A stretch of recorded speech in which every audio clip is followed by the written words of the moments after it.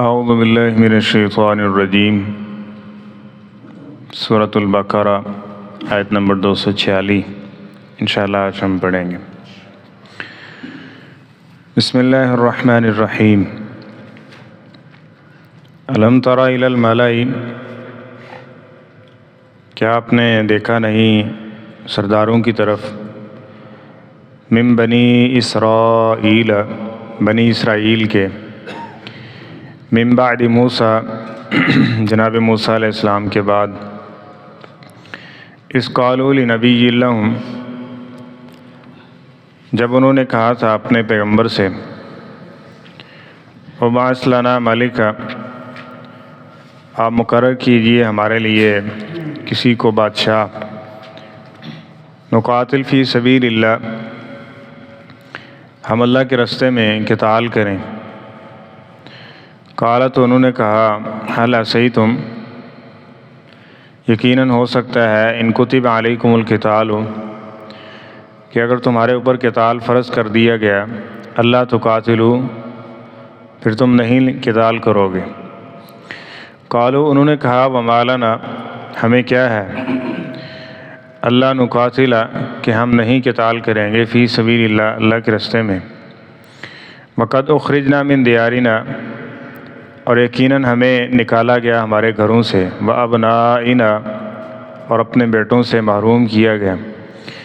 فلما کتب علیہم القتال، پھر جب ان کے اوپر قتال فرض کیا گیا، تولوا، تو وہ سب پھر گئے، الا قلیلا منہم، سوائے ان میں سے چند لوگوں کے۔ واللہ علیم بالظالمین، اور اللہ تعالیٰ خوب جاننے والے ہیں ظلم کرنے والوں کو۔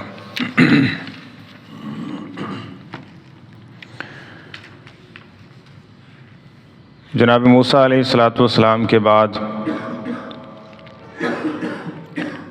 بنی اسرائیل، یہ بعض لوگ ایسے تھے کہ جو ایمان لائے اور اس پر قائم رہے، اور بعض نے نافرمانی کی، تو دوبارہ وہ غلامی کے اندر اور دنیاوی آزمائشوں کے اندر اس کے ذریعے پکڑ لیے گئے۔ تو یہ بار بار ان واقعات کو ذکر کر کے ایک جو بات تکرار کے ساتھ دہرائی جا رہی ہے، ذکر کی جا رہی ہے، وہ یہ ہے کہ وہ کمزور تھے، کم طاقتور تھے، تعداد میں تھوڑے تھے، تب تک ہی وہ غالب رہے اور پرامن رہے، جب تک وہ اللہ تعالیٰ کے احکامات پر عمل پیرا رہے اور انبیاء کی بات کو تسلیم کرتے رہے۔ اور جیسے ہی انہوں نے اس سے پیچھے ہٹے اور شرعی احکامات کو ترک کر دیا، اللہ تعالیٰ کی بات کو ترجیح نہیں دی، تو پھر وہ کس قدر خوشحال ہی کیوں نہیں تھے، وہ خوار کر دیے گئے، ان کو ذلت اور رسوائی کا سامنا کرنا پڑا۔ اسی طرح یہ ایک بستی کا واقعہ بھی ہے کہ جناب موسیٰ علیہ السلام کے جانے کے بعد انہوں نے اسے انحراف کیا، چلتے چلتے وہ غلام بنا لیے گئے، اور ان کے ساتھ بھی جس طرح پہلے بنی اسرائیل کے ساتھ ہوتا تھا کہ ان کی اولادوں کو تکلیف دینا اور اولادوں کی آزمائش کے اندر ان کو مبتلا کیا جانا، یہ بھی اس کا شکار ہوئے۔ پھر ان میں پیغمبر مبعوث کیے گئے، اور ان نے پیغمبروں سے ریکویسٹ کی کہ آپ ہمارے لیے کسی کو حاکم مقرر کیجئے، بادشاہ مقرر کیجئے، ہم اس کی کمان کے اندر نقاتل فی سبیل اللہ، ہم اللہ کے راستے میں قتال کریں۔ قال حل عصیتم ان کتب علیکم القتال اللہ تقاتلوا، تو جو ان کی طرف پیغمبر مبعوث کیے گئے انہوں نے کہا کہ تمہارے اوپر قتال فرض کر دیا گیا تو لگتا ہے ایسا ہے کہ تم قتال نہیں کرو گے، یعنی وہ یہ سمجھتے تھے کہ ہمیں کس وجہ سے آج محکوم ہونا پڑا ہے، یہی جہاد کو چھوڑا، قتال کو چھوڑا، محکوم ہو گئے، اب دوبارہ اسی کی اجازت مانگ رہے ہیں کہ ہمیں یہ دی جائے تاکہ ہم اس آزمائش سے نکل پائیں۔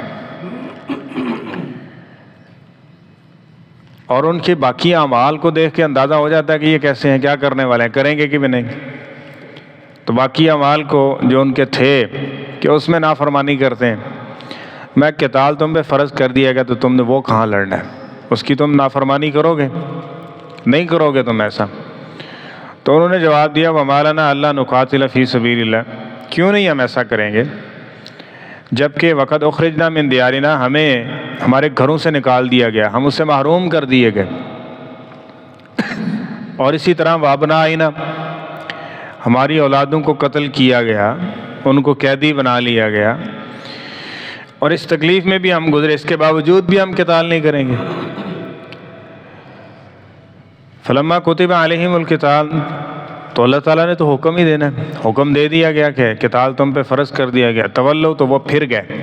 الا قلیلا منہم، سوائے چند لوگوں کے۔ اب یہ کیا ہے کہ اتنی تکلیفیں سہنے کے باوجود اور پھر خود سوال کرنے کے باوجود جب حکم ملا تو اس کو چھوڑ دیا۔ یہ جو ایمان اور نیکی والی زندگی اور اچھائی والی زندگی ہے نا، یہ کچھ جذباتی زندگی نہیں ہے، یہ انسان جو منہ سے نکالے ویسا ہو جائے، ایسے نہیں ہوتا۔ جس طرح کہنے کو تو ہم سب مسلمان ہیں، اور جب اسلام پہ عمل پیرا ہونے کی بات آتی ہے تو جو جس کو اچھا لگتا ہے وہ اس پہ عمل پیرا ہوتا ہے، جو اس کے من کے خلاف آ جائے یا اس کا کوئی ذاتی مفاد اس سے الٹ ہو جائے اس کا، تو وہ اس کو چھوڑ دیتا ہے فوراً۔ تو جو بقیہ یہ زندگی ہے نا پوری، یہ انسان کے اوپر اثر انداز ہوتی ہے۔ جس طرح بہت سارے لوگ، اللہ تعالیٰ ہمیں اپنی اصلاح کی توفیق دے، اس امید پہ بیٹھے ہوئے ہیں کہ ہم تو جنت میں پکے جائیں گے کیونکہ ہم لا الہ الا اللہ پڑھتے ہیں، عقیقہ ہمارا ہوا ہے، اذان دی گئی ہے ہمارے کانوں میں، جائیں گے تو جنازہ بھی پڑھا دیا جائے گا، اور ہم بخشے بخشائے ہیں، یا اس امید پہ جی رہے ہیں کہ ہم نزدیک جا کے نا مرنے سے پہلے توبہ کر لیں گے، اپنے اعمال ٹھیک ٹھاک کر لیں گے۔ یعنی ہم ایک گناہ کے اوپر زندگی گزارنا چاہ رہے ہیں اور پھر چاہتے ہیں کہ اینڈ ہمارا کیا ہو جائے گا، اخیر ہماری اچھی ہو جائے گی، جس طرح وہ ہمارے ہاتھ میں ہے۔ تو وہ ہمارے ہاتھ میں ہے نہیں ہے۔ اصول کیا ہے کہ جس طرح تم چلتے جاؤ گے، اچھائی والے رستے پہ چل رہے ہو نا،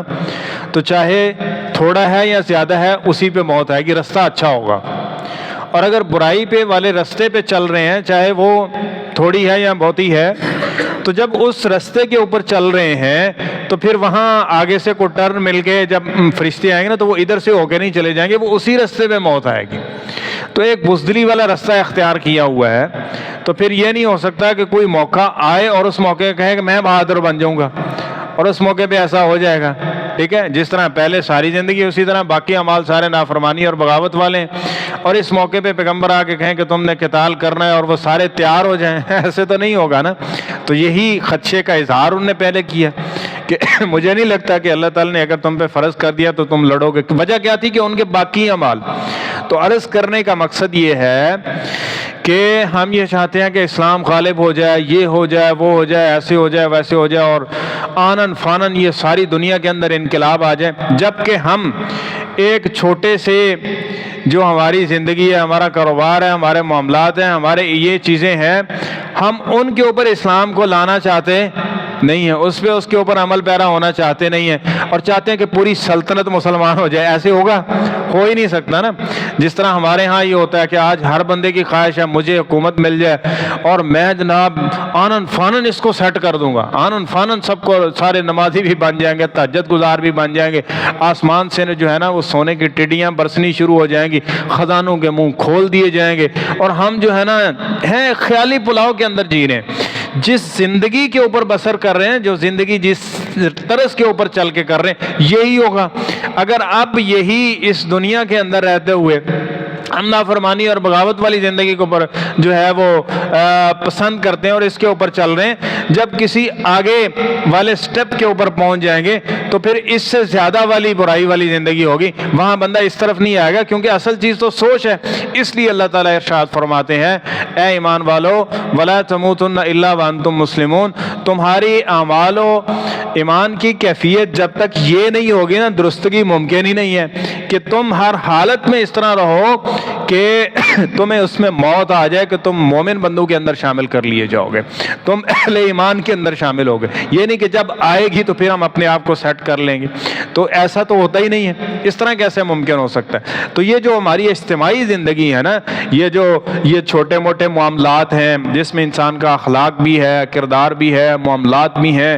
حقوق العباد بھی ہیں، یہ سارے ٹھیک ہوتے جائیں گے، معاملہ آٹومیٹکلی ٹھیک ہو جائے گا۔ جب یہ سارے ٹھیک نہیں ہوں گے، ہم اپنے آپ کو بدلنے کی کوشش کرتے نہیں ہوں گے، اور ہم یہ کہیں گے کہ پورا معاشرہ ٹھیک ہو جائے، معاشرہ تو ہم ہی لوگوں سے مل کے بنتا ہے نا، اور معاشرے کے اندر 100 لوگ ہیں اور اس میں 99 لوگ ایسے ہیں جو یہ چاہ رہے ہیں کہ یہ اچانک سے یہ سارا معاملہ ٹھیک ہو جائے، اور جب معاشرہ ٹھیک ہو جائے گا نا تب ہم ٹھیک ہو جائیں، اور ایک آدمی وہ ہے کہ جو اس راستے کے اوپر چلا ہوا ہے کہ کوئی ٹھیک ہو یا نہ ہو، میں نے ٹھیک راستے کے اوپر چلنا ہے، تو اس ایک کی وجہ سے یہ 99 کو وہ چیز مل سکتی نہیں مل سکتی نا، وہ جس طرز پہ چل رہے ہیں وہی ان کے ساتھ ہونے والا۔ ہاں یہ ہوگا کہ جب زیادہ لوگ اس راستے کے اوپر چلنے والے ہوں گے تو پھر یہ ہے کہ ان کی وجہ سے معاملہ ٹھیک ہو جائے گا، اور وہاں کسی کو چانس مل جائے تو ایسا ممکن ہے۔ لیکن جب سارے ہاتھ پہ ہاتھ رکھ کے بیٹھ جائیں اور یہ سمجھیں کہ یہ معاملہ اس طرح درست ہو جائے گا اور ہم درست ہو جائیں گے، ایسا کبھی درستگی آنے والی نہیں ہے۔ جہاں کھڑے ہوئے ہیں، جہاں بیٹھے ہوئے ہیں، ہم وہ کر لیں گے، ہم وہ جو حکم دیا جا رہا ہے، جس موقع پہ آپ جی رہے ہیں اس موقع پہ آپ ایسا کرتے ہیں کہ نہیں کرتے۔ موٹا سا الارم اور انسان کو پرکھنے کی چیز یہی ہے کہ اللہ بلاتے ہیں آتے ہیں، نماز کے لیے ہے نا، صرف کاروبار چھوڑ کے آنا ہے۔ اب جہاد فرض کر لیا جائے، نکلو بھی وہاں جا کے تم نے جان دینی ہے، جان پیش کرنی ہے۔ جو شخص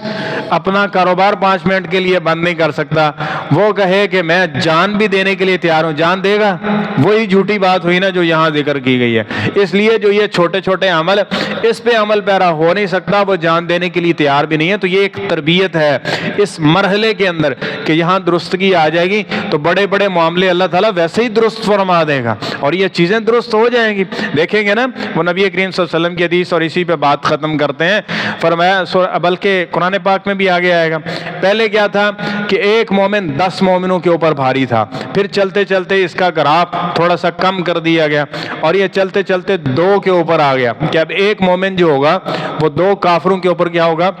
بھاری ہوگا۔ یہ کس وجہ سے؟ عمل کا تفاوت تھا، یہ عمل کا تفاوت تھا کہ یہاں مسلمان کھڑے ہوئے اور نبی کریم صلی اللہ علیہ وسلم نے فرمایا، اللہ تعالیٰ نے مجھے یہ اعزاز دی ہے کہ 40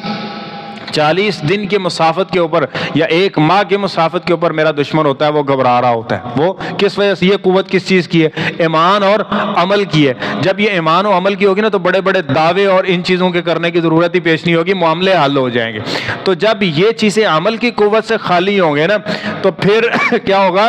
کہ دشمن کیا وہ ساتھ میں بیٹھا ہوا گھر میں گھس کے مارے گا، اس کے اندر کیا خوف ہے؟ تمہارا کوئی خوف نہیں ہوگا، اور وہ یہ ساری چیزیں ختم کر دیں گے۔ وجہ کیا ہوگی؟ بدعملی ہوگی، اور جب یہ بدعملی ہوگی تو کچرے کی طرح کچل دیے جائیں گے۔ تو یہ معاملہ کس چیز کے ساتھ ہے؟ ان اعمال و افعال کے ساتھ ہے۔ ہم یہ چاہتے ہیں کہ سلطنت پوری کی پوری مسلمان ہو جائے، فلاں مسلمان ہو جائے، یہ ہو جائے، وہ ہو جائے، اور ہم ایک چھوٹا سا حکم بھی ماننے کے لیے تیار نہیں ہے، تو ایسے یہ ممکن ہو سکتا ہی نہیں ہے۔ یہ ہزاروں سال بیت جائیں، یہ اسی طرح سے معاملہ گزرتا جائے گا۔ اس لیے ان اعمال کو درست کرنے کی ضرورت ہے کہ ہم جہاں کھڑے ہوئے ہیں کلکم راعٍ و مسئول، ہم سے اس کے بارے میں سوال ہوگا۔ ہم یہ چاہ رہے ہیں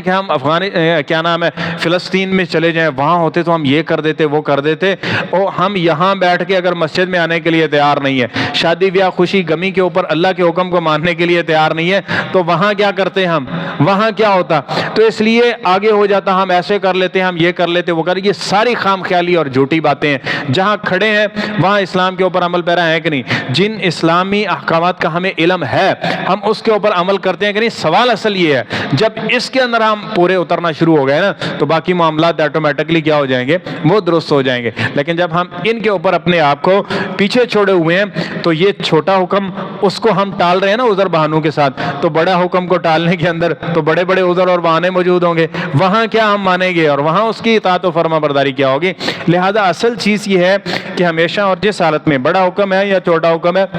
یا جس طرح کے بھی احکامات ہیں، اصل چیز یہ ہے کہ جو بندہ اللہ اور اس کے رسول کی اطاعت و فرما برداری کر رہا ہے اور اس کی یہ سوچ اور فکر ہے کہ ہر معاملے میں نے اس کی اطاعت و فرما برداری کرنا ہے، تو یہ کامیابی کی صورت ہے۔ اور اگر ایسا نہیں ہے تو پھر یہ سارے خیالی پلاؤ ہیں جو چل رہے ہیں بڑی دیر سے، اور یہ اسی طرح سے چل رہے ہیں، کچھ بھی بہتری نظر آتی نہیں ہے۔ یہی وجہ ہے کہ اعمال میں بہتری نہیں ہے، تو ہمیں اپنے عمل میں بہتری لانے کی ضرورت ہے۔ تو اللہ تعالیٰ فرماتے ہیں واللہ علیم بالظالمین، یہ ظلم کیے تم نے، زیادتیاں کی، نافرمانی اور بغاوتیں کر رہے ہیں، اور کہہ رہے ہیں کہ ہم بڑے ہو کے یہاں یہ حکم ملے گا تو ہم بہت اچھے بن جائیں گے، وہاں کیسے توفیق ملے گی؟ جبکہ بیس اور بنیاد یہ ہے کہ ایک چھوٹے سے معاملے کے اندر اس کو تم ٹالنے کی کوشش کرو گے تو ایک بڑا معاملہ ہے تو اس کے اندر اپنے آپ کو کیسے پیش کر پاؤ گے؟ یعنی تم 1 روپیہ تو خرچ کر نہیں سکتے اور سوچ رہے ہو کہ ہم جان بھی دینے کے لیے تیار ہوں گے، 1 روپیہ سے پیچھے ہٹ رہے ہو تو جان دینے سے کیسے نہیں پیچھے ہٹو گے؟ تو اس لیے اعمال کے اندر اطاعت و فرما برداری والے راستے پہ چلنے کی کوشش کریں اور اپنے آپ کو جتنی چیزیں معلوم ہیں اس کے مطابق درست کرنے کی کوشش کریں تو معاملہ بہت حد تک سلجھ جائے گا۔ اللہ تعالی ہمیں اپنے معاملات کی اصلاح کی توفیق نصیب فرمائے۔